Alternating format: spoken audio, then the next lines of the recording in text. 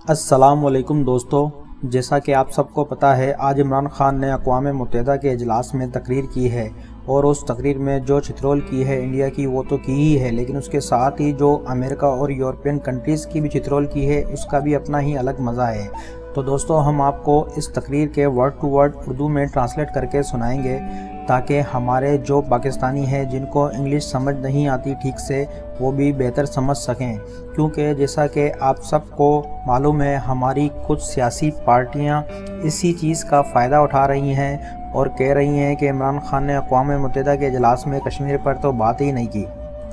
तो चलिए दोस्तों शुरू करते हैं। इमरान खान ने कहा, पाकिस्तान की नुमाइंदगी करना मेरे लिए एज़ाज़ की बात है। जनरल असेंबली में बहुत से मसाइल पर बातचीत करना चाहता हूँ। सबसे पहले माहौलियाती तब्दीलियों पर बात करूँगा।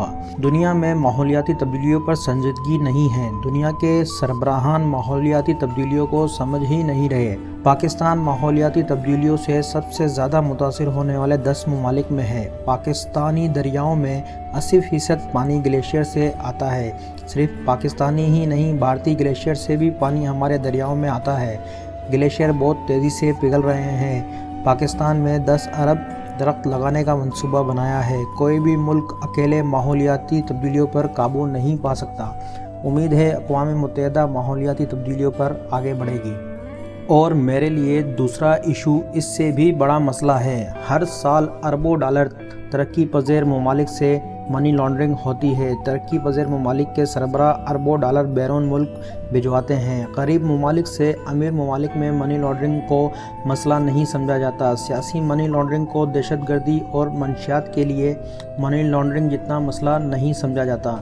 पाकिस्तान में टैक्स वसूली का आधा हिस्सा कर्ज़ की अदायगी में जा रहा है। पाकिस्तान के साबिक हुक्मरान मुल्की दौलत लूट कर मनी लॉन्ड्रिंग करते रहे हैं। करप्ट लीडर्स की जायदादों की निशानदेही करते हैं तो अमीर ममालिक के कवानीन मुजरिमों का तहफ़्फ़ुज़ करते हैं। हमें अमीर ममालिक की मदद चाहिए। अमीर ममालिक के करप्ट रहनुमाओं के ख़िलाफ़ कार्रवाई नहीं करते। करप्ट हुक्मरानों को रकम टैक्स हेवन्स में ले जाने से रोकना चाहिए। IMF, world bank, Asian bank को इस पर लाइला अमल तय करना चाहिए। और इमरान खान ने कहा, तीसरे नंबर पर इस्लामोफोबिया पर बात करना चाहता हूँ। 9/11 के बाद इस्लामोफोबिया में ख़तरनाक हद तक इजाफ़ा हुआ। हिजाब करने वाली मुस्लिम ख़वातीन को कई ममालिक में मसला बना दिया गया। कुछ मगरबी ममालिक के सरबराहों ने दहशतगर्दी को इस्लाम से जोड़ा, इसलिए इस्लामोफोबिया बढ़ा। इस्लाम वही है जो हुज़ूर अकरम सल्लल्लाहु अलैहि वसल्लम ने बताया। इंतहा पसंद इस्लाम जैसी कोई चीज़ नहीं। कोई भी शख्स कैसे फ़ैसला कर सकता है कि इंतहा पसंद और मुतदल मुसलमान कौन है? इस्लामोफोबिया मुस्लिम ममालिक और मुसलमानों में तकलीफ़ का सबब है। मुसलमानों को दीवार से लगाया जा रहा है और इससे इंतहा पसंदी बढ़ती है। अक़वाम आलम को अब इस मसले का हल निकालना चाहिए। अफसोस से कहना पड़ता है मुस्लिम सरबराहों ने भी इस्लामोफोबिया ख़त्म करने पर बात नहीं की। तमाम मज़हब की बुनियाद इंसाफ पर है। कोई भी मज़हब शिद्दत पसंदी और दहशतगर्दी का सबक नहीं देता। मगरबी ममालिक लिबास पहनने और इंग्लिश बोलने वाले मुसलमानों को मुतदल समझा जाता है। 9/11 से पहले तामिल टाइगर खुदकश हमले करते रहे। तामिल टाइगर हिंदू थे, लेकिन खुदकश हमलों का ताल्लुक़ मज़हब से नहीं जोड़ा गया। मगरिब में बहुत वक्त गुजारा है, जानता हूँ वो कैसे सोचते हैं। 1989 में तौहीन रिसालत पर किताब शाये की गई। मगरिब में मज़हब को बहुत मुख्तलिफ़ नज़र से देखा जाता है। मगरिब में सोचा गया कि इस्लाम आज़ादी इज़हार की इजाज़त नहीं देता। मगरिब में मखसूस तबक़ात जानबूझकर इस्लाम के ख़िलाफ़ प्रोपेगेंडा करते हैं। मगरिब में इस्लाम के बारे में अजीब चीज़ें सुनी। कहा गया कि इस्लाम ख़वातीन की आज़ादी के ख़िलाफ़ है। एक तासिर पाया जाता है कि इस्लाम अक़लियतों के ख़िलाफ़ है।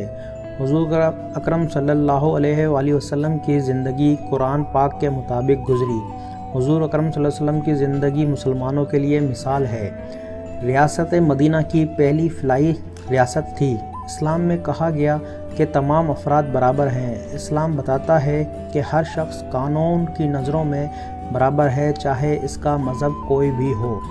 हुज़ूर अकरम सल्लल्लाहु अलैहि वसल्लम ने कहा, सबसे अच्छा काम ग़ुलाम को आज़ाद करना है। इस वक्त معیشت کا انحصار غلامی پر تھا، اس لیے غلاموں سے اچھا سلوک کرنے کا حکم دیا گیا۔ جب مسلم ریاست اقلیتوں کے خلاف جاتی ہے تو وہ اسلام کے خلاف جاتی ہے۔ پیغمبر محمد صلی اللہ علیہ وآلہ وسلم مسلمانوں کے دل میں رہتے ہیں۔ حضور اکرم صلی اللہ علیہ وسلم کی توہین ہوتی ہے تو مسلمانوں کا رد عمل آتا ہے۔ دل کا درد جسم کے درد سے کہیں زیادہ ہوتا ہے۔ اب مسئلہ کشمیر پر بات کرنا چاہتا ہوں، جس کے لیے میں یہاں آیا۔ جب اقتدار میں آیا تو پہلی ترجیح سب کے ساتھ امن لانا تھی۔ ہم نے دہشت گردی کے خلاف امریکی جنگ میں شراکت کی۔ 70,000 پاکستانی دہشت گردی کے خلاف جنگ میں شہید ہوئے۔ 80 کی دہائی میں افغانستان میں لڑنے کے لیے مجاہدین تیار کیے۔ امریکہ اور مغرب نے فنڈ دیے۔ سوویت یونین کے خاتمے کے بعد امریکہ سب چھوڑ چھاڑ کر چلا گیا۔ 9/11 کے بعد پاکستان نے پھر امریکہ کا ساتھ دیا۔ 9/11 کے بعد ہمیں بتایا گیا افغانستان میں جہاد نہیں دہشت گردی ہے، اس لیے امریکہ کی جنگ میں شمولیت کا مخالف تھا۔ اقتدار میں آئے تو فیصلہ کیا باقی ماندہ مسلح گروپوں کا خاتمہ کریں گے۔ اقوام متحدہ پاکستان میں مبصر بھیج کر دیکھے کہ مسلح گروپ ختم کر دیے گئے ہیں۔ پاک فوج افغان سرحد پر باڑ لگا رہی ہے، ایرانی سرحد پر بھی باڑ لگا رہے ہیں۔ میرے بھارت میں بھی بہت سے دوست ہیں۔ اقتدار میں آتے ہی بھارت کی طرف دوستی کا ہاتھ بڑھایا۔ بھارتی وزیر اعظم کو کہا غربت اور ماحولیاتی تبدیلیوں سے لڑیں۔ مودی نے کہا پاکستان سے دہشت گرد حملے ہوتے ہیں۔ بھارتی وزیر اعظم کو بتایا کہ بھارت سے بلوچستان میں دہشت گردی ہوتی ہے۔ کلبھوشن یادو نے پاکستان میں دہشت گردی کا اعتراف کیا ہے۔ بھارتی فوج پر حملہ کرنے والے لڑکے کے والد نے کہا بیٹے نے بھارتی مظالم پر ہتھیار اٹھائے۔ پلوامہ حملے کے بعد بھارت نے بم گرائے، ہم نے ان کے 2 طیارے مار گرائے۔ ہم نے فوری طور پر ان کا پائلٹ واپس کیا کیونکہ ہم امن چاہتے تھے۔ بھارت میں واویلا کیا گیا کہ پاکستان میں 50 دہشت گرد مارے، انہوں نے صرف 10 درخت تباہ کیے۔ وزیر اعظم مودی نے انتخابی مہم میں کہا کہ ٹریلر دکھایا ہے، پاکستان کو فلم دکھائیں گے۔ کشمیر کی خصوصی حیثیت ختم کی گئی تو ایجنڈا سامنے آ گیا۔ بھارت نے اسلامی کونسل کی قراردادوں کو نظر انداز کرتے ہوئے کشمیر کی خصوصی حیثیت ختم کر دی۔ اقوام عالم کو بتانا چاہتے ہیں کہ RSS کیا ہے۔ RSS کی انتہا پسند سوچ نے مہاتما گاندھی کو قتل کرایا۔ RSS کی بانیوں کے نظریات دیکھ لیں، حقیقت سامنے آ جائے گی۔ بھارتی وزیر اعظم RSS کی تاحیات رکن ہیں۔ RSS مسلمانوں اور کرسچن سے نفرت کرتے ہیں۔ RSS بھارت سے مسلمانوں کا خاتمہ چاہتے ہیں۔ RSS ہٹلر اور نازی ازم سے متاثر تنظیم ہے۔ نریندر مودی نے گجرات میں 3 دن تک مسلمانوں کا قتل عام کرایا۔ برطانیہ میں 80 لاکھ جانور بھی بند ہوتے تو شور مچ جاتا۔ کشمیر میں 80 لاکھ انسان بند ہیں۔ کیا مودی نے سوچا ہے جب کرفیو ہٹے گا تو کشمیر میں کیا ہوگا؟ نریندر مودی کو کرفیو کے خاتمے پر مقبوضہ کشمیر میں کیا کرنا چاہتا ہے؟ مقبوضہ کشمیر میں 1 لاکھ افراد اپنی جان دے چکے ہیں۔ کشمیریوں کو اقوام متحدہ کی قراردادوں کے تحت حقوق نہیں دیے جا رہے۔ افسوس ہے کہ کاروبار کو انسانیت پر فوقیت دی جا رہی ہے۔ دنیا نے جان بوجھ کر بھی کچھ نہیں کیا کیونکہ بھارت 1 ارب سے زیادہ کی منڈی ہے۔ مقبوضہ کشمیر میں کرفیو ہٹتے ہی خون بہنے کا خدشہ ہے۔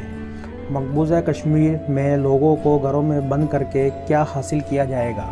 کرفیو ہٹتے ہی کشمیری سڑکوں پر آئیں گے اور بھارتی فوج ان پر گولیاں برسائے گی۔ مظالم سے کشمیری شدت پسندی کی طرف جائیں گے۔ ایک اور پلوامہ ہو سکتا ہے۔ پاکستان پر الزام لگایا جاتا ہے کہ 500 دہشت گرد کنٹرول لائن پر ہیں۔ 9 لاکھ بھارتی فوجیوں کے ہوتے ہوئے 500 دہشت گرد بھیج کر کیا چاہتے ہیں؟ اسلامی دہشت گردی کا الزام آتے ہی دنیا انسانی حقوق بھول جاتی ہے۔ بھارت پاکستان پر اسلامی دہشت گردی کا الزام لگانا چاہتا ہے۔ بھارت کے پاس کچھ باقی نہیں۔ کرفیو ختم ہوتے ہی پاکستان پر الزام لگایا جائے گا۔ مودی کیوں نہیں سوچتے کروڑوں بھارتی مسلمان کیا سوچ رہے ہیں؟ بھارتی مسلمان شدت پسند بنتے ہیں تو کچھ بھی ہو سکتا ہے۔ الزام ہم پر آئے گا۔ 1 ارب 30 کروڑ مسلمان دنیا بھر میں کشمیریوں پر مظالم دیکھ رہے ہیں۔ دنیا بھر کے مسلمان دیکھ رہے ہیں کشمیریوں پر صرف مسلمان ہونے کی وجہ سے ظلم ہو رہا ہے۔ اگر صرف 8 لاکھ یہودی بند ہوتے تو دنیا کے یہودیوں کا کیا رد عمل ہوتا؟ کیا مسلمان باقی مذہب کے افراد سے کمتر ہے؟ اگر کشمیر میں خون بہے گا تو مسلمان شدت پسندی کی طرف جا سکتے ہیں۔ میں کشمیر میں ہوتا اور 55 دن گھر میں بند کر دیا جاتا، میری خواتین کے ساتھ زیادتی ہوتی تو کیا میں چپ بیٹھتا؟ کیا میں ذلت کی زندگی گزارتا؟ میں بھی بندوق اٹھا لیتا۔ کوئی حملہ ہوا تو پاکستان پر الزام لگے گا اور 2 ایٹمی طاقتیں آمنے سامنے آ جائیں گی۔ 1945 میں اقوام متحدہ کے قیام کا مقصد ایسی صورتحال کو روکنا تھا۔ اگر پاک بھارت میں روایتی جنگ شروع ہوتی ہے تو کچھ بھی ہو سکتا ہے۔ ایک چھوٹا ملک لڑتا ہے تو اس کے سامنے 2 راستے ہیں، ہتھیار ڈالیں یا آخری حد تک لڑیں۔ ہم آخری سانس تک لڑیں گے۔ جب آخری سانس تک لڑیں گے تو نتائج کہیں زیادہ بھیانک ہو سکتے ہیں۔ وقت ہے 1939 کی طرح خوشامد نہ کریں، انسانیت کا ساتھ دیں۔ بھارت کو مقبوضہ کشمیر سے کرفیو ہٹانا ہوگا اور سیاسی قیدی رہا کرنے ہوں گے۔ دوستو، یہاں پرائم منسٹر عمران خان صاحب کی تقریر ختم ہوتی ہے، لیکن دوستو میں آپ سے ایک بات کہنا چاہوں گا کہ یہ بندہ تاریخ میں آج اپنا ایک ایسا مقام پیدا کر گیا جو شاید صدیوں میں کسی کو ملتا ہے۔ واقعی ایک شخص کی دھاڑ نے پاکستان کو اسلام کا قلعہ ثابت کر دیا۔ خان صاحب نے آج اقوام متحدہ کے وفد کو بھی سوچنے پر مجبور کر دیا۔ آج ایک وقت میں پاکستان کا خان ساری مسلم امہ کا، اسلام کا، برما کا اور کشمیر کا مقدمہ لڑ گیا اور دنیا دیکھتی رہ گئی۔ یہ وہی پاکستان ہے جسے مذاق کا نشانہ بنایا جاتا تھا۔ آپ نے ایک مسلم لیڈر اور کشمیر کے سفیر ہونے کا حق ادا کر دیا۔ میری 30 سالہ زندگی میں میں نے آج تک کبھی جنرل اسمبلی میں پاکستان کے سربراہ کی تقریر سنی اور نہ کبھی دھیان دیا۔ معلوم تھا کیا بکواس کرنی ہوتی ہے، بس پاکستان کو شرمندہ کروانا ہوتا ہے۔ میں نے آج بچے بڑے سب سے سنا کہ عمران خان کو سنیں گے۔ Inbox, WhatsApp, Facebook messages سے بھرے پڑے ہیں، کب ہوگا خطاب، کب ہوگا خطاب۔ ہماری دکان بھری ہوئی تھی جس میں تمام قسم کے لوگ بیٹھے ہوئے تھے اور بڑے جوش و خروش سے خطاب سن رہے تھے۔ جیسے ہی خان نے کہا ہم لا الہ الا اللہ پر یقین رکھتے ہیں، ایک اللہ کو مانتے ہیں اور ہمیں لڑنا پڑا تو لڑیں گے، اس وقت تمام لوگوں نے تالیاں بجائی اور تعریف کی، ان کے مخالفین سمیت نے۔ واللہ آج میں نے وہی پاکستان دیکھا جس کے خواب دیکھتا رہا، ایسا پاکستان جو دنیا کی آنکھوں میں آنکھیں ڈال کے دھاڑے گا۔ آج پاکستان دنیا کی نگاہوں کا مرکز بن گیا۔ پاکستان، پاکستان، بس پاکستان۔ اللہ اکبر۔ جیسے سانس ٹوٹتے مریض کو قرار آتا ہے، کچھ ایسا ہی محسوس ہو رہا ہے۔ خدا جانے آگے کیا ہو، مگر اپنی زندگی میں وہ پاکستان دیکھ لیا کہ پاکستان دھاڑے گا ایک دن اور دنیا دیکھے گی۔ آج پاکستان کا شیر بیٹا دھاڑ گیا، ایسا دھاڑا کہ ساری دنیا کو جھنجھوڑ گیا، اور جاتے ہوئے جس انداز میں اسٹیج چھوڑا وہ دنیا کے لیے ایک بڑا اشارہ تھا۔ خان صاحب، اللہ آپ کو دل کی گہرائیوں سے سلام۔ اللہ پاک آپ کو جس مقصد کے لیے لایا ہے انشاءاللہ اس میں ضرور کامیاب کرے گا۔ آمین۔